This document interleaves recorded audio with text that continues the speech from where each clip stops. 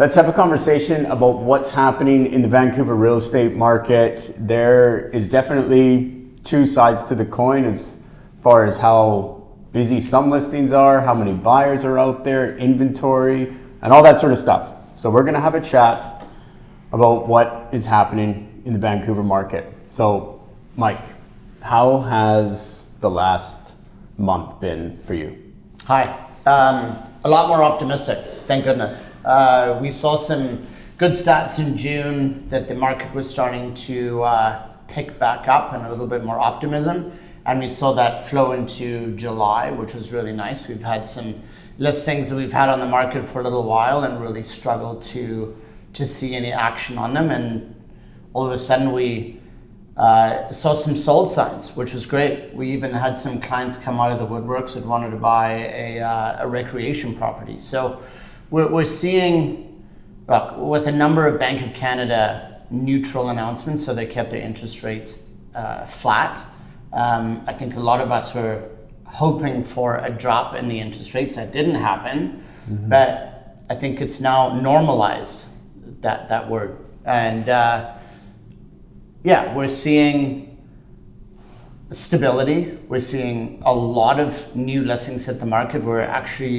There's 40% more homes on the market right now than the 10-year average. But we're starting to see the number of sales increase, which is a nice sign. Optimism, definitely optimism, which is refreshing. Yeah. How about you? The last month, like you said, it was nice to move some listing inventory that we've had. And that's just I guess that's the most interesting part about the market, or the most talked about part of the market, is how long it's taking for properties to sell and what's selling and what's not selling. So what we're finding is that anything that's above average or higher end in their property class, relative to their property class, can take a little bit longer. So, I think sellers, right, everyone's got to exercise a little bit of patience in that regard. Sometimes the buyer's in the market and they make a move right away. Other times you're kind of sitting tight until that buyer enters the market. And then on the flip side, we had a listing in Burnaby that we put it on the market. 2 days later, had an open house. It was attended by 7 to 8 groups. Following day, one of those buyers made an offer. It was accepted. They removed conditions. And during that condition period, just to give you an idea of the market, there was one showing during the 10-day due diligence period. One inquiry, one showing. That was it. So, nice property, well priced. Buyer had been in the market for a while, made the offer, boom, and then the deal was done. I was chatting with a client yesterday in depth who's got a condo in Mount Pleasant, and he talks to a lot of realtors just in his line of work, and every realtor is saying something different. So he asked me, what's going on? And I was like, he's like, these other realtors, everyone's saying that they're super quiet right now. And I was like, well, we just sold 4 properties or 5 properties in the last 2 weeks. But had I had that conversation with him in July, I'd probably been like, we're pretty quiet right now, right? So it really depends on who you're talking to. And then even more important than that, it depends on what area of the market you're interested in. Like, what are you selling? What's the price point? What's the neighborhood? And how is that performing? Have you guys noticed that there's something different about Glenn? He's got a little thing on his finger. He's married now. I got Sorry, married. ladies. Yeah. Sorry, ladies. This is off the market. Yeah. I got married about 6 weeks ago now. 6 weeks ago. Congratulations. Congratulations, Glenn. Thank you. It was a fun wedding. What about you, Jess?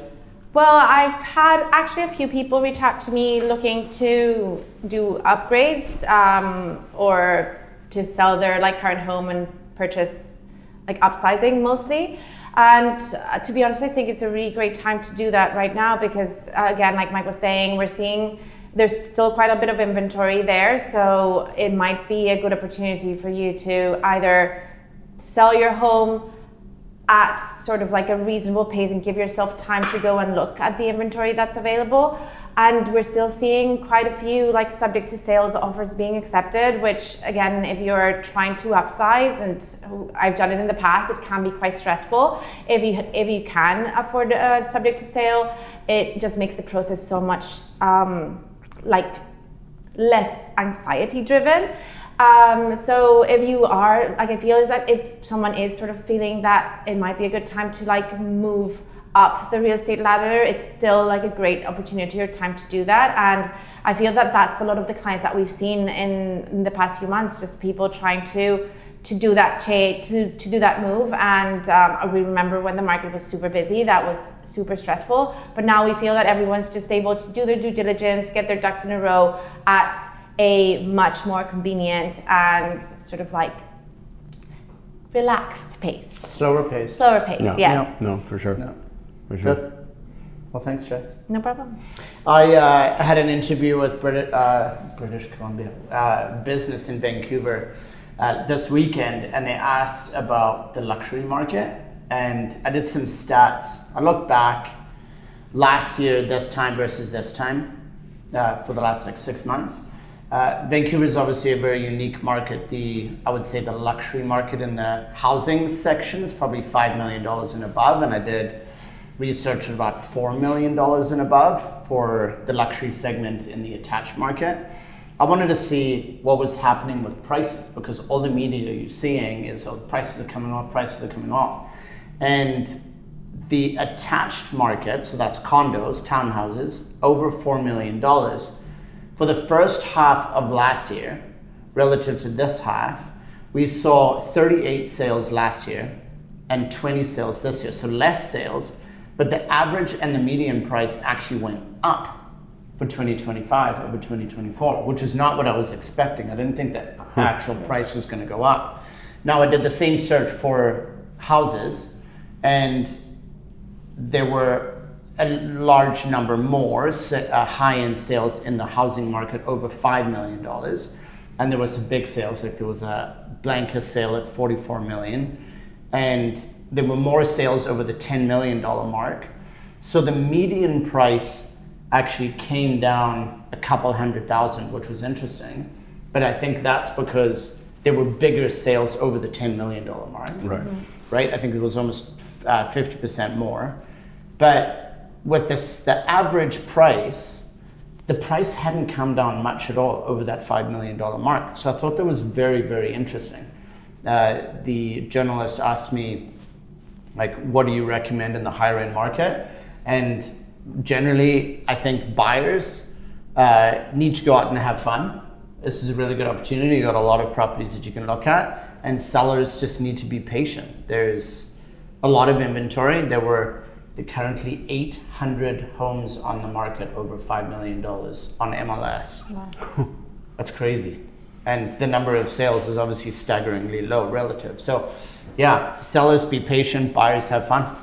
We also had an interesting call from somebody in January. They are American, but they have Canadian citizenship. Glennie did a blog on this. Very interesting story. They reached out to us. They were done living in the States, really wanted to move up to Vancouver. They loved Canada. The wife actually walks around with a maple leaf badge on her jacket because she wants to be associated as a Canadian, not as an American, and was really excited to move up to Canada. And it was a fun process, educating them on what an American dollar buys you in Canada. That exchange rate made a big difference for them. We took them out a couple times. They came to visit. We took them lots of houses from the east of West Van to all the way through to Lions Bay, and they ended up falling in love with the property that was originally listed at $6 million. And we ended up getting an accepted offer and removing subjects just over $4 million. So $6 million ask, essentially down to 4.3, and they bought in Canadian or American dollars. It was a fun experience and a good process. They had fun, and they're really looking forward to moving to Canada in August or in October. So Yeah. it was a good experience too. So if you want to learn any more about that, have a look at our blog post too. I think It's funny, as Glenn was saying, like each market has its own level of interest, where you think, I just gave you those stats about the luxury market and 800 houses on the market, yet we saw a house on a park corner lot, showed well, had no objections, list price was great, when it's multiple offers and it's sold over asking in a week. And then you've got 1-bedroom condos that can sit on the market for 300 days. So I think you really need advice on, if you're trying to sell something, what are you trying to sell? How can we help you get to the finish line?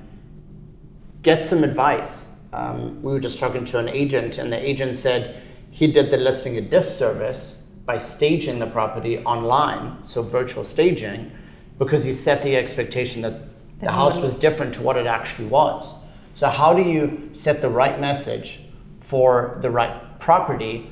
And what we're actually doing is, before we go see a seller, we've determined likely who the buyer is and how we're going to market in order to fetch those buyers that are looking for the property that we have.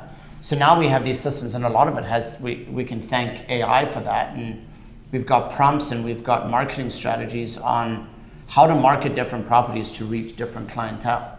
So if you're thinking about selling and you've got a unique property and you want some unique advice, give us a call. So my name is Mike Rampf. This is Jessica Webster, Glenn Feldstein. We're with the Nextdoor Group at Engel Völkers. Thanks for listening, and we hope you have a good August.